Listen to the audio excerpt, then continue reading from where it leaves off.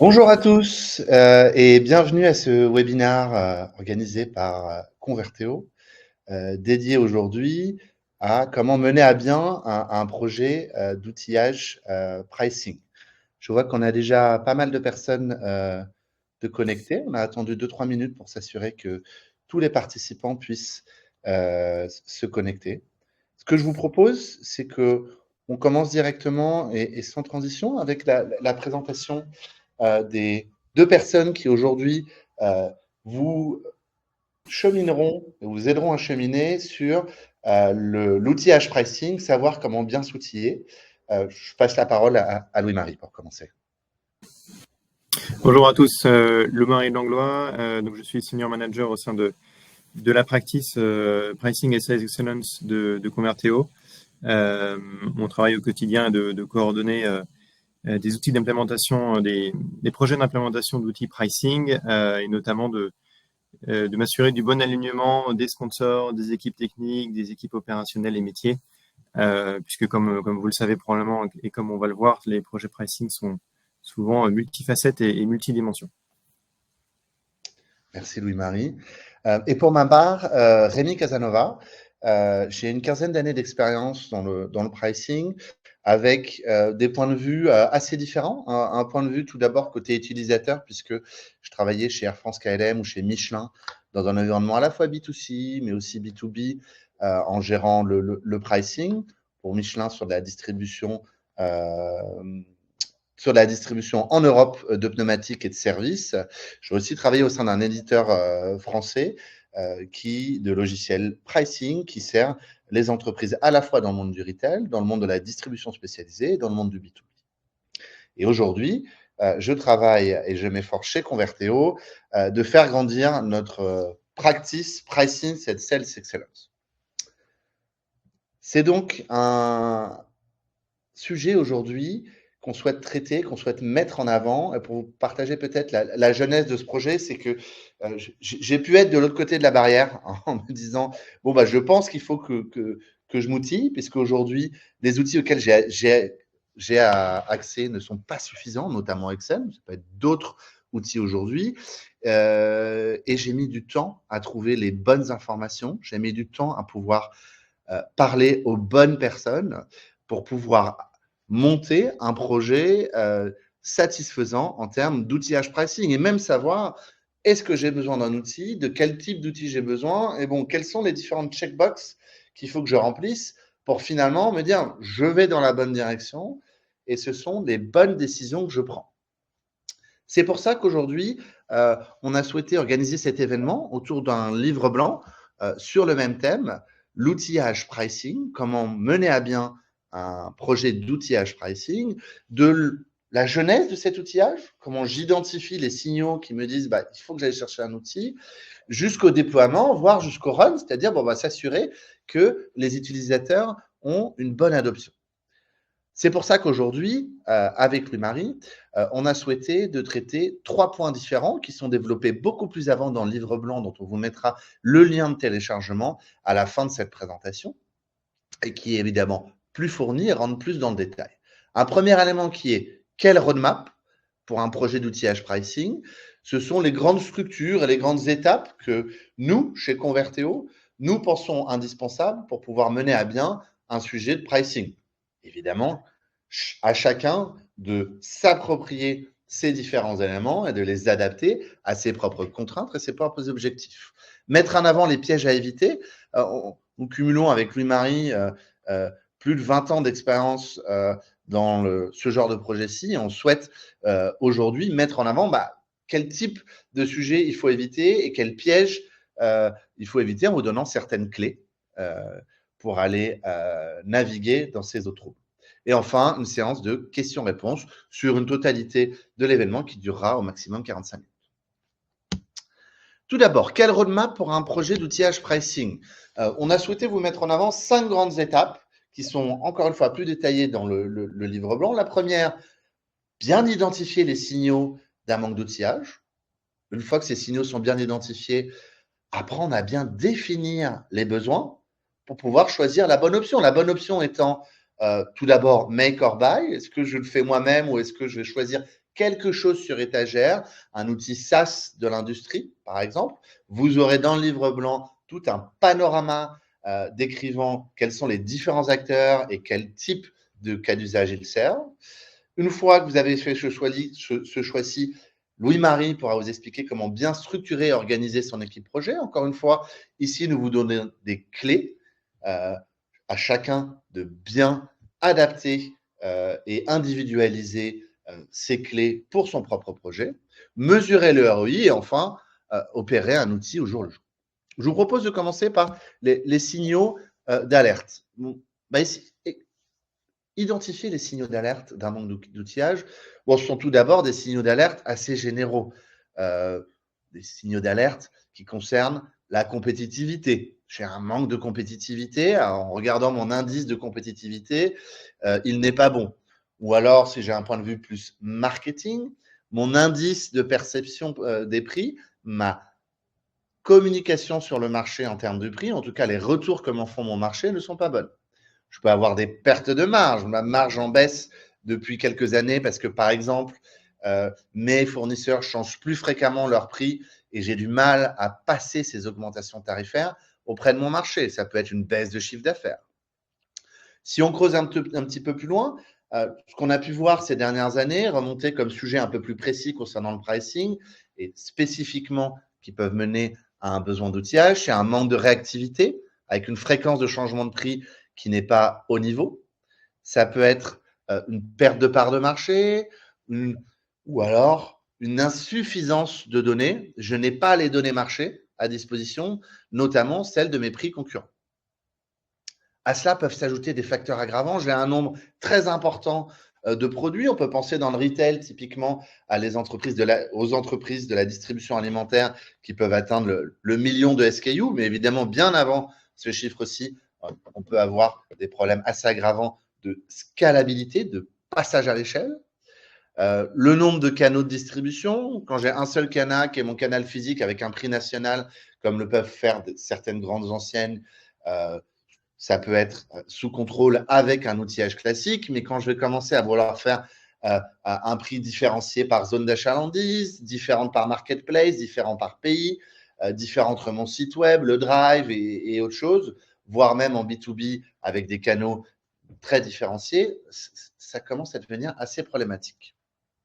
Et enfin, continuer à gérer sur Excel pose certains problèmes, même si Excel n'est pas le seul problème, mais évidemment, Excel a ses limites en termes de nombre de lignes, nombre de colonnes, de taille de fichier, voire même d'esprit collaboratif. Comme vous le savez, le pricing est avant tout un département et une occupation collaborative dans l'industrie, à la fois travailler avec le marketing, travailler avec la finance pour gérer la marge, travailler avec les commerciaux quand on travaille en B2B, travailler avec les points de vente et s'assurer que toute cette communauté travaille de concert.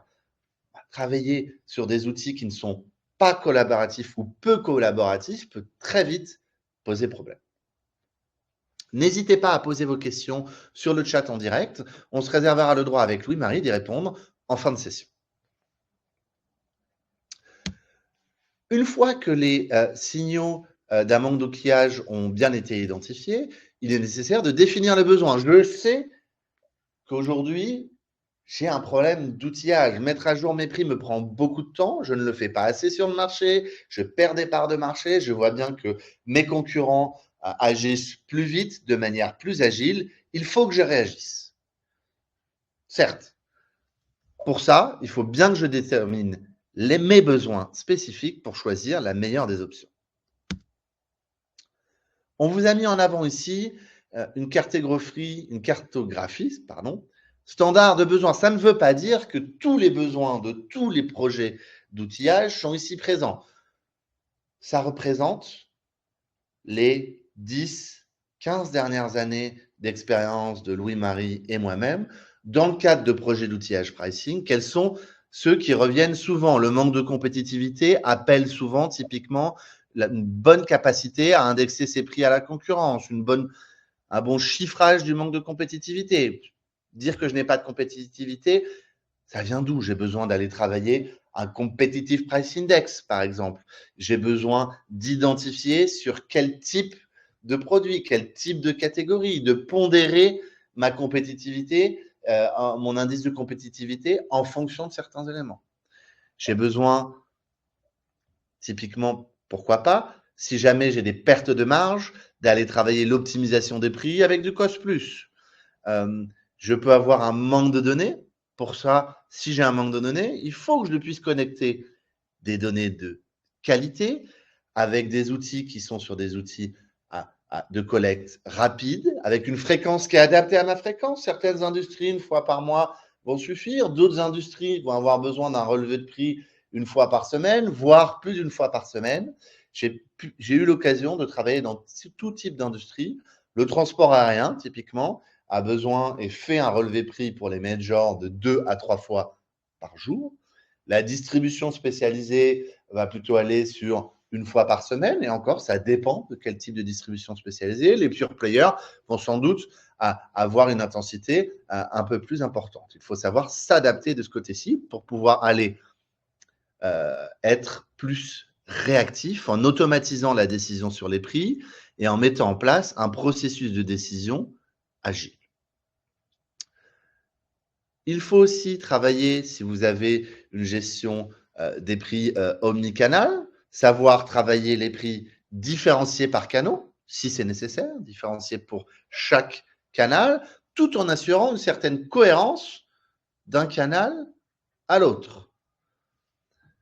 Vous pouvez avoir aussi typiquement une collaboration nécessaire d'une équipe à l'autre, et pour ça, assurer des processus de décision, des processus de workflow de validation. Je pense notamment à des workflows de validation dans des logiques de B2B, avec des commerciaux qui reçoivent des recommandations tarifaires. Comment, dans ce cas-ci, assurer une bonne collaboration entre le commercial qui prend la décision finale sur le prix auprès du client et un respect des règles designées et construites par une autre équipe et cadrées par le top management. Il faut pour ça assurer des workflows de validation, une traçabilité qui facilite la prise de décision, tout en allant assurer que les objectifs restent en tête et contraignent bien les décisions finales. Une fois que ces besoins sont bien définis, notamment sur les cas d'usage, il faut définir les critères de sélection. Sur quels critères de sélection vais-je choisir mon option, qu'elle soit interne, make, ou qu'elle soit externe, buy. Nous retrouvons systématiquement 3 grands ensembles. Le premier ensemble étant la couverture fonctionnelle. Évaluer la capacité de la solution à couvrir vos cas d'usage concrets en regardant typiquement la gestion des grilles tarifaires, les pièges concernant les règles de remise et de promotion. Bien anticiper que si je fais des promotions aujourd'hui, peut-être que je vais avoir besoin de les gérer dans l'outil. Aller chercher de la segmentation client, segmentation produit, de séparer son prix et ses prix par canal, du pricing dynamique, pourquoi pas, anticiper le fait de pouvoir prendre des décisions basées sur des simulations. Je fais tout un scénario d'augmentation tarifaire sur tel type de catégorie, d'optimiser la marge sur mon fonds de catalogue et peut-être d'être plus agressif sur un pays en particulier parce que c'est un pays que j'ai ouvert ces 3 derniers mois. Bon, j'ai pris des décisions tarifaires qui vont vers le haut ici, vers le bas là, et un peu dans les deux sens sur le reste du catalogue. Je souhaite simuler cette décision tarifaire en me disant qu'est-ce que ça va donner sur les 6 prochains mois. Ça me permet de gagner confiance en ma prise de décision et de pouvoir corriger ou anticiper des variations et des conséquences non voulues. On peut aller aussi évidemment vers de la modélisation d'élasticité, évidemment, encore une fois, la collaboration inter-équipe. Alors, sur cette étape de la couverture fonctionnelle, lorsque vous rédigez une grille pour aider au choix d'outils, une grille de critères de sélection, par expérience, je vous invite à être bien sûr très détaillé dans les lignes que vous écrivez à destination des éditeurs. Donc, d'être très précis dans le besoin. Et même si vous n'avez pas forcément envie tout de suite de communiquer la priorité de chaque ligne à l'éditeur, Lors de la réception des réponses, je pense qu'il est important aussi de garder beaucoup de recul sur les réponses qui sont faites, puisque vous aurez souvent un gradient de réponse. L'éditeur ne va rarement vous dire c'est possible ou c'est pas possible, mais vous aurez parfois c'est possible avec une petite configuration, ou c'est possible avec un lourd développement ou une lourde configuration, même si ce ne sera pas tourné comme ça. Et donc, il faut bien garder du recul et avoir dès cette étape, bien sûr, un avis technique de gens internes chez vous, tout en gardant en tête que certains des besoins qui ont été listés sont peut-être un nice to have ou un pur héritage des habitudes métiers de l'entreprise, dont certaines pourraient être remises en cause si ça n'a pas été fait déjà lors d'un pré-cadrage. Remise en cause parce que la complexité de cette ligne pourrait faire changer le choix de l'éditeur. Donc, il faut faire très attention lorsque vous analysez, vous décryptez ce retour de la grille de couverture fonctionnelle. Quelques points maintenant sur les exigences techniques que vous avez.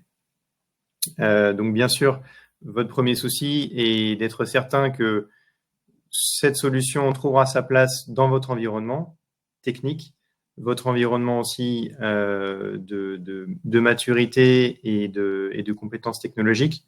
L'idée est d'être bien sûr que vous avez la maîtrise de l'hébergement ou que vous en acceptez une certaine délégation, que ce soit bien sûr du SaaS ou du on-premise, même si on voit de moins en moins ce cas de figure. Est-ce que vous savez où sont les données, où elles sont stockées? Est-ce qu'il y a des échanges qui sont faits, bien sûr, avec l'Europe pour des raisons réglementaires et de protection des données personnelles? Est-ce que vous avez la main sur l'hébergement, sur la plateforme éventuellement? Est-ce que vous avez bien pu évaluer l'interopérabilité de vos systèmes et de vos référentiels avec cette solution? C'est un point très, très important parce qu'on en parle rarement à ce stade-là et parfois on le regrette en termes de fréquence d'échange, en termes de protocole utilisé pour les échanges et en termes de performance. Donc, il est rarement possible de faire un test dès cette étape, mais il faut garder ça en tête pour le faire le plus tôt le mieux. Et enfin, est-ce que une fois que tout sera installé, tout sera bien prêt, peut-être après le projet, en interne, est-ce que vous avez des équipes techniques qui maîtrisent bien ces technologies particulières, ces protocoles, pour continuer à faire évoluer et à maintenir cette solution sans construire une grande dépendance par rapport à l'éditeur ou par rapport à certains prestataires techniques? Donc, tout ça, ce sont des choses à avoir bien en tête. Rémi, est-ce que je te laisse pour la fiabilité de l'éditeur? Oui, un élément important, c'est évidemment de mesurer la capacité de l'éditeur à vous accompagner sur la durée. Il existe aujourd'hui full d'éditeurs sur le marché qui ont chacun leur point fort et pour ça, il faut pouvoir bien choisir. Tout d'abord en regardant la solidité financière et la stabilité organisationnelle, la qualité de l'accompagnement projet et le support post-go live, faire appel à un éditeur pour pouvoir vous accompagner sur un outil de pricing, c'est aussi savoir vous aider à bien configurer, puisque chaque éditeur va avoir des spécificités de configuration, avoir une clarté dans la roadmap produit. Vous le savez, aujourd'hui, le marché de la technologie évolue très vite, notamment autour des sujets d'intelligence artificielle. Il faut bien s'assurer que votre éditeur prend bien en compte ces évolutions dans les 6 mois, dans les 12 mois, dans les 24 mois à venir. Quelle est sa roadmap produit pour que vous puissiez et il puisse servir vos cas d'usage de demain. Et évidemment, ça passe par des références clients et parler avec des autres utilisateurs que vous pouvez avoir. Une fois que vous avez identifié les signaux d'un manque d'outillage, que vous avez bien défini cette grille d'évaluation, vous retrouverez encore une fois dans le livre blanc une grille d'évaluation encore plus détaillée pour vous guider. Il faut bien structurer et organiser son projet. Alors, on a souvent tendance à imaginer cette structure de projet comme un dispositif qu'on conçoit au début de projet et puis qui n'a, entre guillemets, plus qu'à rouler.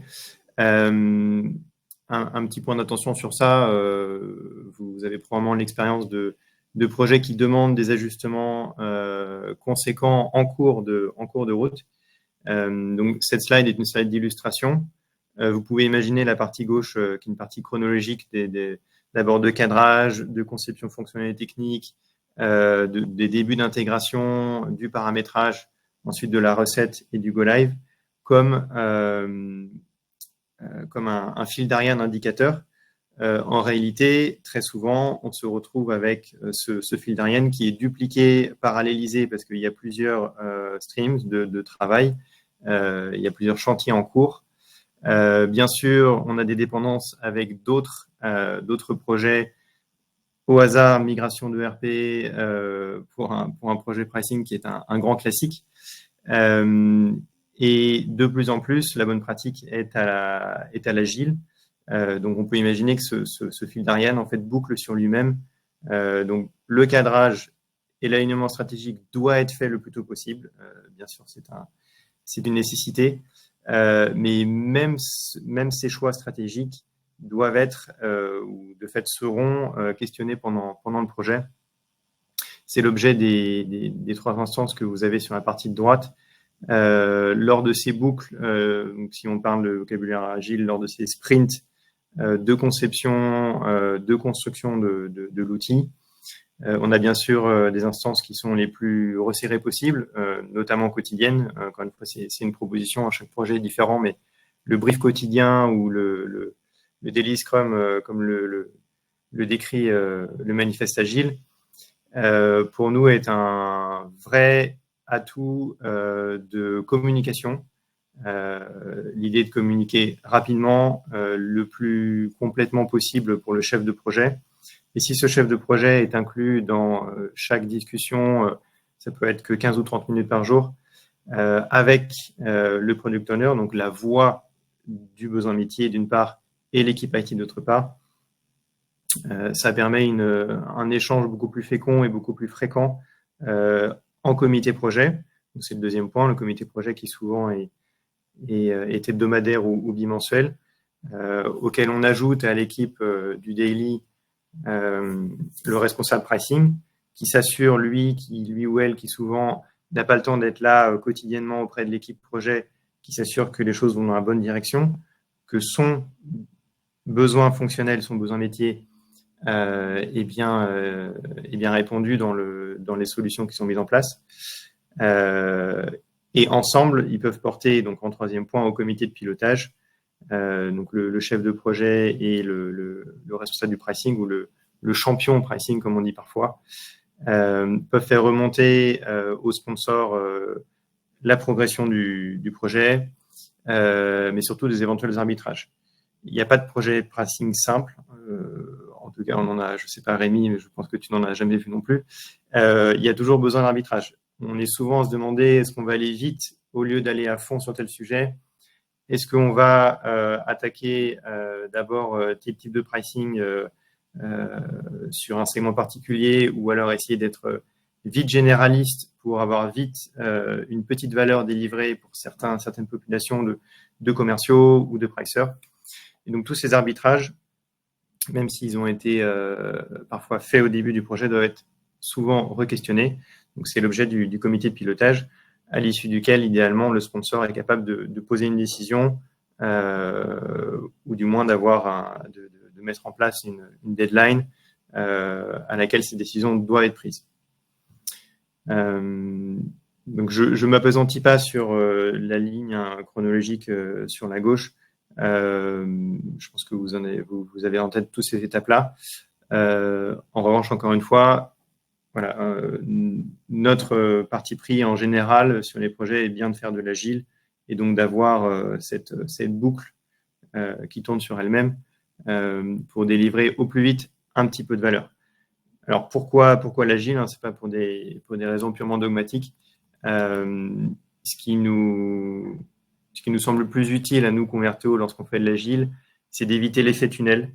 Le client, donc vous, qui se demande, mais qu'est en train de faire mon équipe projet? Ça fait 3 semaines, 1 mois que j'ai pas entendu de nouvelles. Je suis pas au clair sur quelles sont leurs priorités en ce moment. Ils m'ont pas demandé d'arbitrage, donc qu'est-ce qui se passe?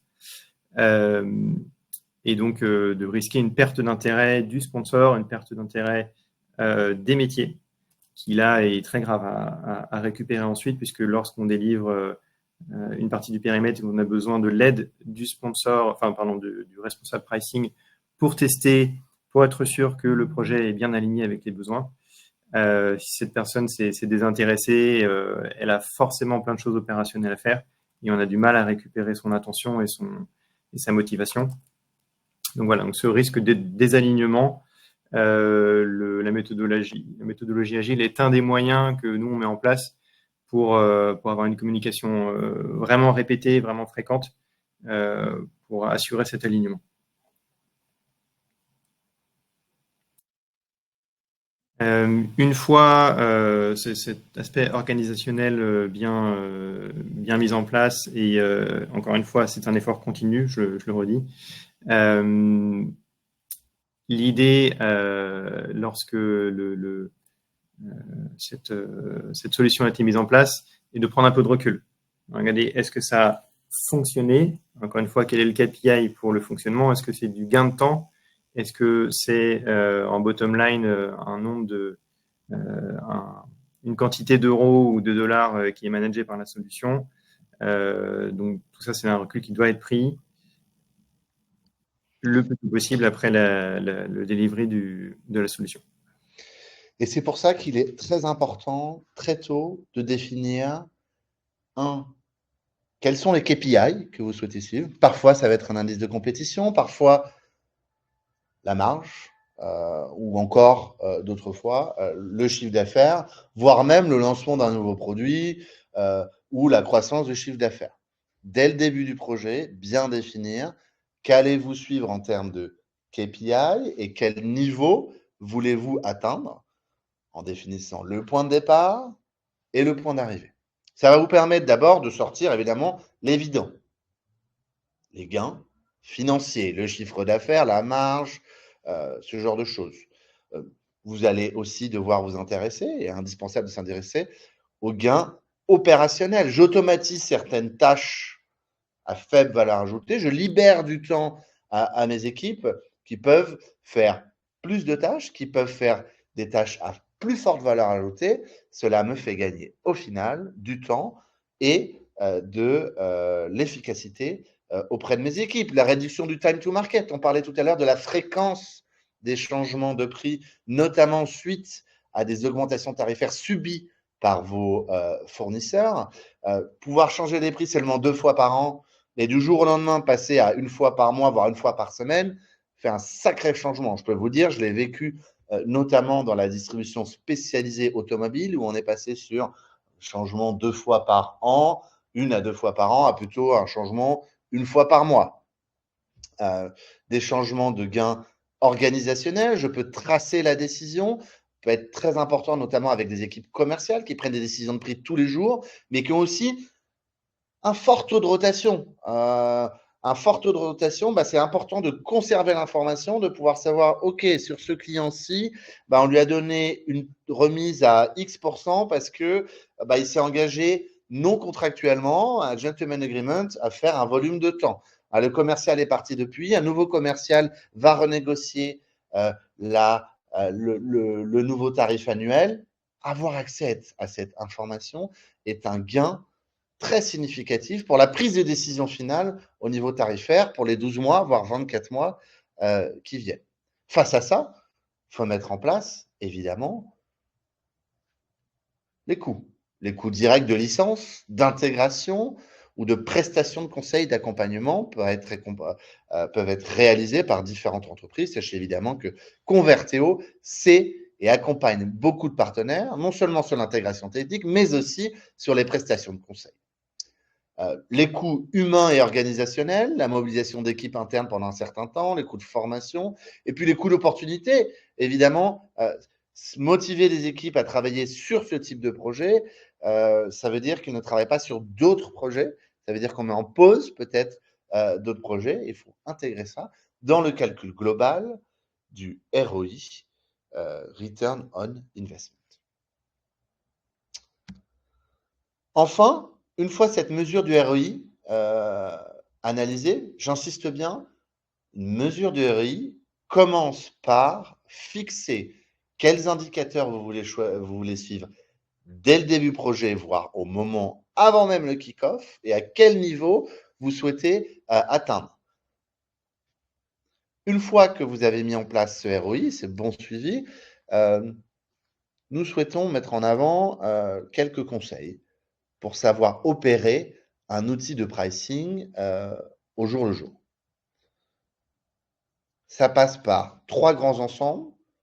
Tout d'abord, former les équipes.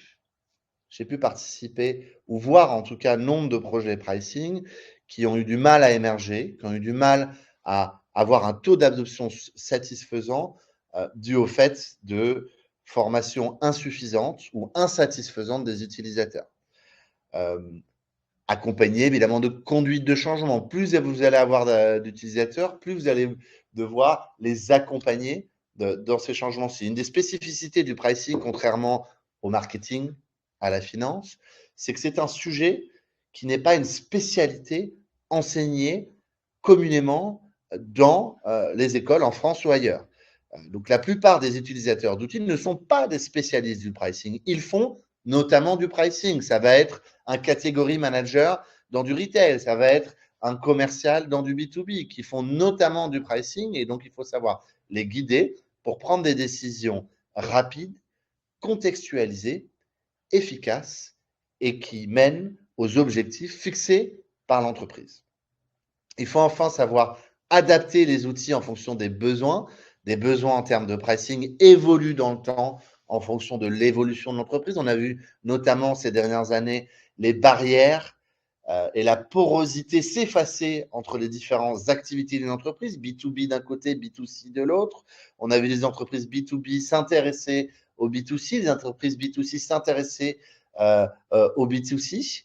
Il faut donc pouvoir s'ouvrir et anticiper ce genre de besoins, tout en restant agile, pour revenir à ce que disait Louis-Marie. Il ne s'agit pas non plus d'anticiper une machine de guerre dès le début, mais en tout cas d'anticiper une certaine agilité en disant peut-être que dans 6 mois, 12 mois, 20 mois, je sortirai du cadre actuel et c'est pas grave, il faut juste que j'en ai la capacité. Et puis enfin, mesurer l'impact, on en a déjà parlé jusqu'ici. On arrive à la fin de cette première partie, qui est une partie, on va dire, théorique, assez didactique. Et ce qu'on souhaite maintenant, c'est illustrer ça avec des exemples concrets de pièges à éviter. On a pu accumuler un certain nombre d'années d'expérience, comme déjà mis en avant avec Louis-Marie, et on a pu identifier des pièges à éviter que moi-même, en tant que directeur pricing, il y a 10 ans, Rémi Casanova de 2014, j'aurais aimé avoir ce genre de conseils pour ne pas tomber dans des pièges qui aujourd'hui me paraissent évidents. On souhaite vous partager notre expérience pour vous aider à mieux prendre des décisions en termes d'outillage. Ça commence par ce première illustration et je te laisse la parole, Louis-Marie. Alors, le RACI, c'est pas le sujet le plus sexy d'un projet.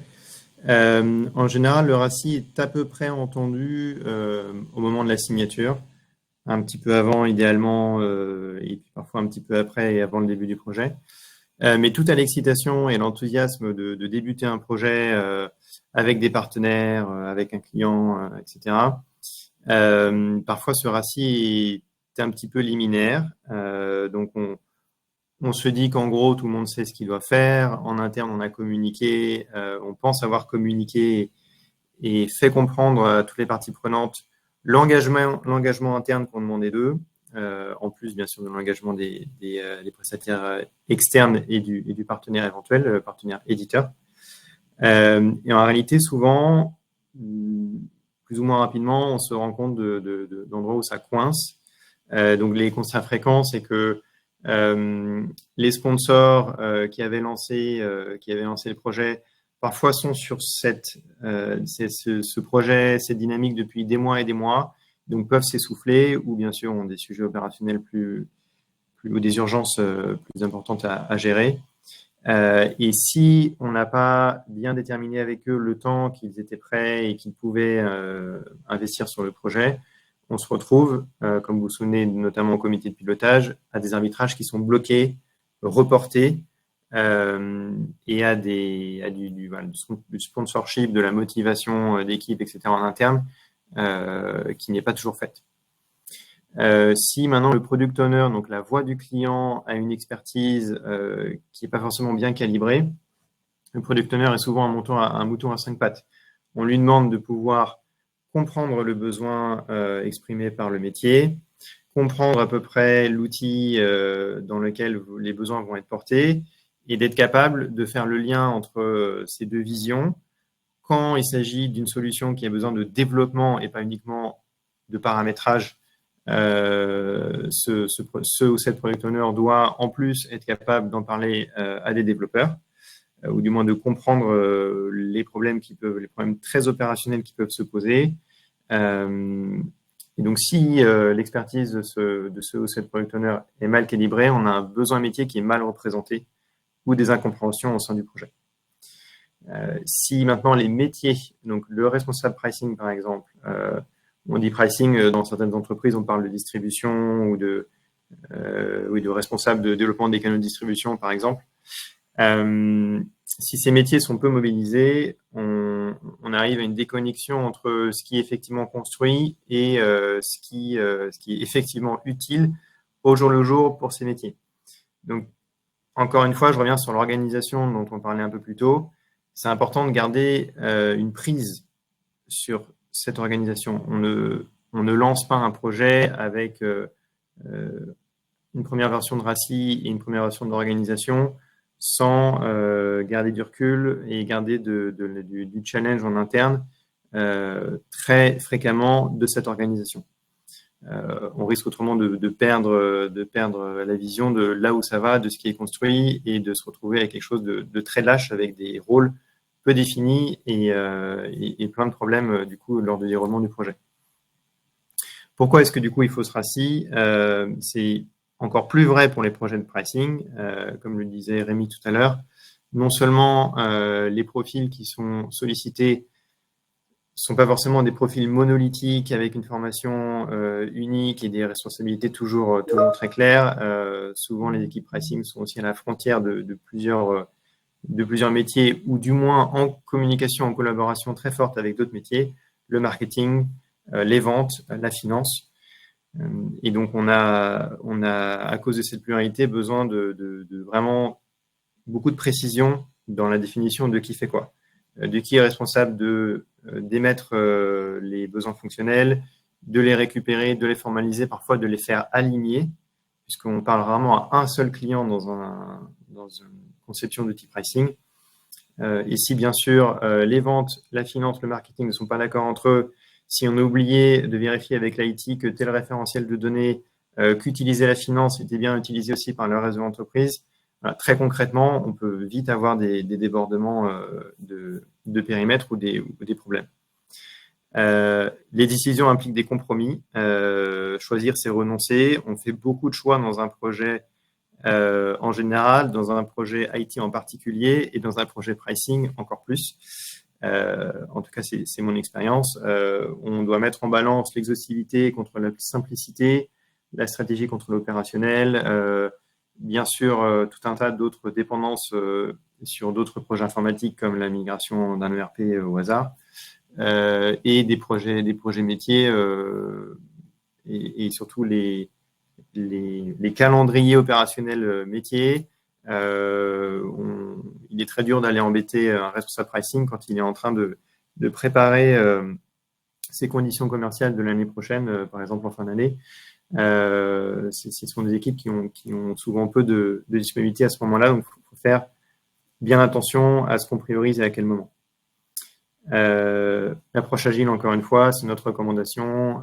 Il faut la disponibilité, il faut la régularité, il faut l'engagement. C'est facile à dire, c'est plus difficile à insuffler et à garder tout le long d'un projet. Quelques conseils, donc définir un RACI précis et engageant dès le cadrage. Pourquoi pas le réinterroger en cours de projet si on sent qu'il y a une dérive qui se crée. Chiffrer l'effort demandé pour chaque profil.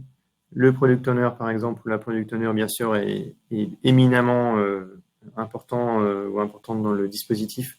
Donc, c'est souvent un nombre de jours par semaine. Les sponsors, est-ce qu'on a besoin d'un jour par semaine pour s'aligner, une heure par semaine, pardon, pour s'aligner? Les équipes IT, les équipes data, à qui on demande, pour quel sujet, et est-ce qu'elles sont disponibles sur cette période? Donc tout ça, ce sont des points qui sont touchés. On touche du doigt ces questions-là quand on rentre vraiment dans le détail de l'effort demandé. Et structurer les rituels projets, donc par exemple pour l'agile, les daily, les comités projets, des points de synchronisation avec les sponsors d'une part, avec les éditeurs d'autre part, pour s'assurer que, donc là c'est le rôle de l'éditeur, que les potentialités de l'outil sont bien réalisées, que l'outil va bien apporter de la valeur au bon endroit dans l'entreprise. Sur le point d'après, je te laisse la main, Rémi. Oui, merci Marie pour cette mise en lumière du RACI.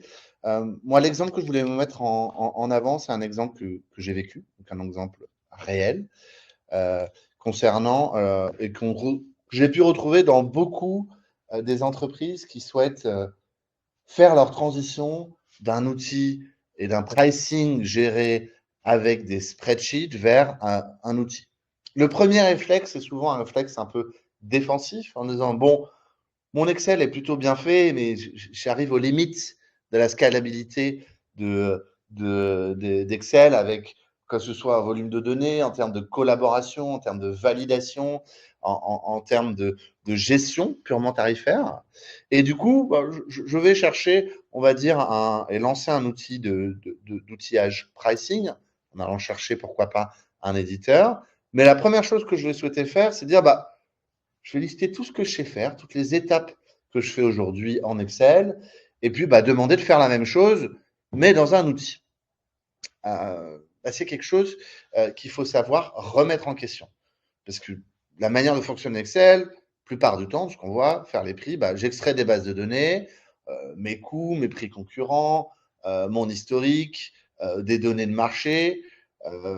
Je prends toutes ces données, je les rassemble, et puis à partir de là, je crée des formules, j'édite des formules. D'accord? Le faire dans un logiciel, c'est souvent assez différent parce que toute la phase, notamment d'extraction de données, de rassemblement des données, est automatisée. Et vous allez fonctionner sur un nouveau mode qui va souvent être des alertes pour ensuite éditer des paramètres et pouvoir anticiper via des simulations, via des analyses, elles-mêmes intégrées dans votre outil avec des modules de dashboard, avec des modules de simulation. Et donc, votre jour le jour d'opération du pricing va être complètement différent. Et c'est là où toute la valeur de l'intégration réside, à la fois la partie technique dont Louis-Marie pouvait parler tout à l'heure, l'automatisation de ces flux de données, mais aussi dans la partie business. Avoir quelqu'un qui vous aide à faire cette transition de je le fais en Excel, mais je fais mes prix à Excel, à je fais mes prix dans un outil, nécessite une certaine gymnastique et Converteo a des années d'expérience pour vous faire cette transition qui va mener à de meilleurs prix, qui visent de manière plus juste les objectifs que vous souhaitez faire en faisant différemment, de manière automatisée, mais qui remplit évidemment le cahier des charges de ce que vous faisiez déjà aujourd'hui en Excel et en allant même au-delà. J'ai mis en avant cette innovation, j'aurais pu mettre au juste titre, Louis-Marie, une innovation de Schumpeter, l'innovation créatrice et la destruction créative. L'innovation va de la destruction créative. Pour pouvoir aller vers une construction des prix dans un outil automatisé, ben, il faut d'abord déconstruire ce que vous faites aujourd'hui pour mieux le reconstruire dans un environnement différent. Je vous ai mis ici un exemple que j'ai pu voir où quelqu'un, une entreprise, une activité qui souhaitait aller vers un outil SaaS avait mis en avant un outil, la manière dont il le faisait en Excel aujourd'hui, avec plus de 90 colonnes utilisées dans un outil pricing, bah ça peut pouvoir se classifier dans plein d'éléments différents dans un outil SaaS, des éléments de catalogue produit, des éléments de coût, de concurrence, de simulation, de KPI, d'asservissement, d'alerte, d'historique, des éléments totalement différents et séparés d'une vue unique Excel. Et il faut pouvoir bien faire cette transition pour classifier les bons éléments au bon endroit dans la phase projet pour qu'ensuite tout cela soit automatisé, que la prise de décision soit facilitée et automatique. Dernier exemple, et ensuite on passera aux questions-réponses parce que je vois que le temps tourne. Louis-Marie, je te laisse la parole. Oui, une autre facette de ce que décrivait Rémi, c'est ce qu'on appelle le lift and shift. Donc, je prends toute la complexité de ce que je fais fonctionnellement aujourd'hui, de ce que font les équipes pricing, et je la pousse dans l'outil. Et forcément, c'est une tendance qu'on a tous. Si on me dit qu'est-ce que tu veux, demain comme meilleur outil, et ben, je veux la même chose, mais en plus rapide, en plus grand. Je ne sais plus qui disait, si on avait demandé aux gens ce qu'ils voulaient, en plus des chevaux, ils auraient dit je veux des chevaux qui vont plus vite. Et en réalité, on leur a donné la voiture. Donc, il y a aussi des nouvelles habitudes à prendre. Et il faut prendre du recul.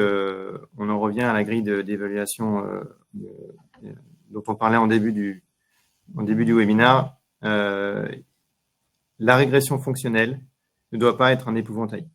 Il est acceptable dans certains projets de faire de la régression fonctionnelle, donc de faire un peu moins ou un peu moins bien sur certains aspects, un peu moins compliqué. Parfois, c'est même un besoin. Souvent, les outils sont construits sur un temps très long, souvent sur Excel. On fait des choses très compliquées, on fait de la dentelle. Et même au niveau intellectuel, au niveau de la logique, au niveau de la documentation interne et de la compréhension interne, ça rend illisible la gestion des prix. La gestion des prix, la gestion des promotions, la gestion des remises de fin d'année. Donc, la complexité n'est pas un gage de qualité.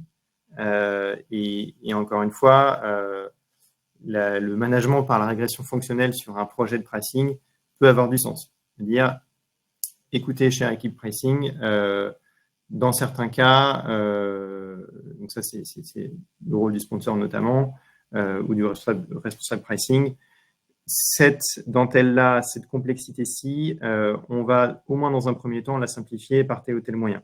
Ça peut être un bon moyen aussi de garder tout le monde bien embarqué dans le projet parce que la compréhension sera plus grande, parce que les attentes seront plus claires. Donc, encore une fois, comme l'outil de pricing souvent remplace des solutions qui sont construites depuis très longtemps, souvent Excel, et qui sont suroptimisées sur le besoin métier, ça pose des problèmes de lisibilité, de standardisation des procédures ou des processus, et ça peut être, le projet pricing peut être un moyen aussi de remettre des choses plus logiques, plus faciles à appréhender et à mettre en place. D'autant plus que les équipes ont tendance naturellement, et c'est la tendance naturelle, à surestimer la perte de fonctionnalité que ce nouvel outil va apporter contre les gains qui sont liés, que ce soit des gains de productivité, de nouvelles fonctionnalités par ailleurs, de meilleure intégration technique au sein des référentiels, au sein de l'environnement technique. Donc tout ça, ce sont des choses qu'il faut vraiment poser, et les gains et les pertes, et faire un arbitrage juste et partagé par tous, au moins au début du projet, souvent au cours du projet, parce qu'on découvre toujours des surprises. Donc ça, c'est le rôle du sponsor projet sur lequel il faut vraiment s'appuyer pour, encore une fois, ne pas faire de la régression fonctionnelle un tabou, un épouvantail. Merci Louis-Marie. Gardons peut-être ce dernier temps, tout d'abord pour vous mettre en avant le livre blanc qui sera publié aujourd'hui. N'hésitez pas à le scanner dès maintenant. Il sera aussi disponible sur la section ressources du site internet de Converteo aujourd'hui. Et je vous propose qu'on garde les 5 prochaines minutes pour les questions-réponses, si vous en avez.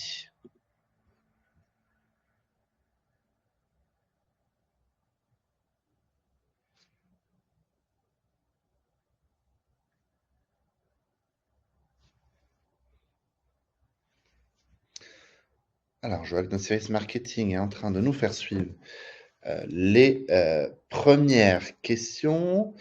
Comment formaliser une cartographie de besoins en pricing quand les métiers ne sont pas alignés? Alors, moi, je peux peut-être commencer, je laisserai Louis-Marie compléter aux besoins. Le fait de ne pas être aligné n'est pas forcément un problème en soi. Chaque métier va apporter sa brique à l'édifice, cette brique n'étant pas forcément la même, n'étant pas forcément de la même couleur. Je pense typiquement à l'équipe IT qui va avoir un point de vue assez spécifique, notamment sur l'hébergement, sur la conformité, par rapport à l'équipe pricing, qui elle va donner une brique très teintée cas d'usage, efficacité, qui va aller vers je fais déjà un pricing de cette manière-ci, est-ce que je vais pouvoir assurer le minimum, voire même l'équipe achat qui, elle, va plutôt s'axer sur des données de solidité de l'acteur à qui on parle, de référence client ou encore évidemment de budget engagé. L'idée, c'est de s'assurer de bien donner la parole à tout le monde et que la grille de jugement de la solution choisie soit assumée par tout le monde et que chacun ait sa propre responsabilité sur sa propre brique et puis donner son avis pour pouvoir ensuite faire un choix. Faire le choix d'une option pricing, c'est rassembler les avis différents de chacun pour prendre une décision non pas pricing, mais bien une décision d'entreprise qui va servir l'activité de l'entreprise en rassemblant toutes les contraintes et tous les avis des différents départements. Oui, et on est renvoyé aussi au rôle du sponsor qui, alors peut-être pas à cette étape de cartographie, mais qui, une fois tous les besoins exprimés, va aider à trouver des arbitrages, des compromis, lorsque tous les besoins sont exprimés, avec pour chaque besoin une priorité. Je vois qu'il y a une autre question. Quelles erreurs fréquentes voyez-vous dans les matrices de besoins fonctionnels?